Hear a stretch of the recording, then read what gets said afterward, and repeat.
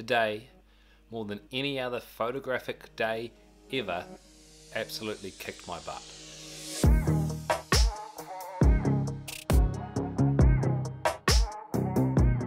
See, I drew rain as a subject, and it is not raining today. I was like, that's okay, I know a way to get around it. I can just fake some rain by spraying some water, this is just water, not glass cleaner, into the air or onto the subject, and I will have some fake rain. Sounded easy enough. So I got up early for sunrise because I did not know how to fake a blue sky and a blue sky day into a rainy looking day. So I got up before the sun was too high, I sprayed some of that water onto some dandelions, and I had a rainy kind of photo, and it was alright. Like, just to be honest, it was just far too easy. It wasn't interesting enough for a video, and I wasn't that excited at all by the photo.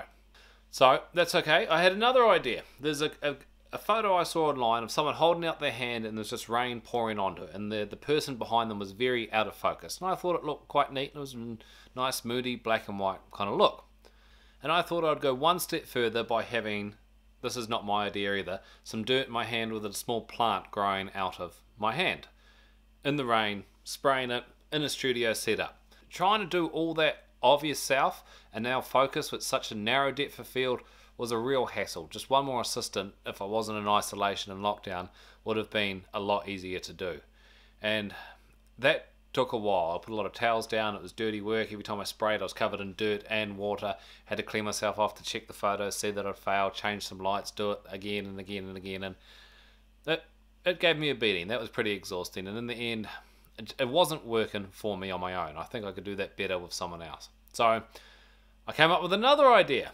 I decided to convert my shower, my bathroom, into like a little studio. So I pinned up a black cloth in the background, I moved away as much clutter as I could, and I had, instead of having this big studio light in there, I just had a little speed light flash on top of my camera to light up the room, and I was going to put on my raincoat, etc., and stand under the shower, and hopefully it would look like rain.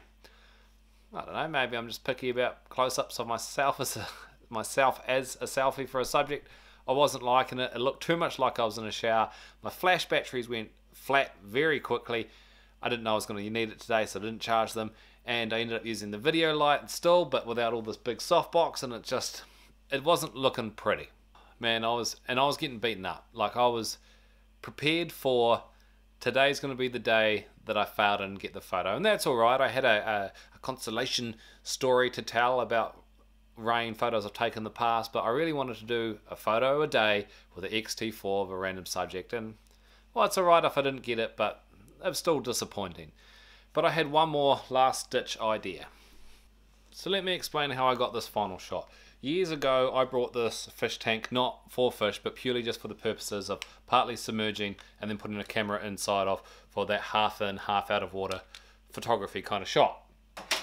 You need a relatively wide lens, and I have this bit of foam down just so it doesn't rattle and slide too much, and I sit my camera in there like that, pressed up against the glass, and I have the flippy screen folded out so I can see what I'm filming.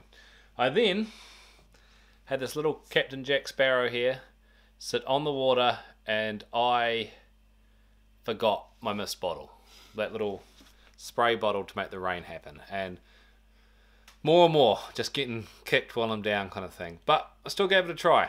So set this about an inch or two submerged underwater, sitting on sand so it doesn't move around too much. I would hold this with the right hand, finger on the shutter. I'd let go of him, dip my hand in water, then rain water all over him. Literally rain it down, howl from above. Poor little pirate captain was just getting smashed. And to be honest, the end photos were just okay, and I was like, okay, that's it. I failed. It's no biggie. 1 in, what's the day? 1 in 12. That's not too bad. I'll be pretty happy with those odds. But then I thought, stuff it. I'm gonna Photoshop this.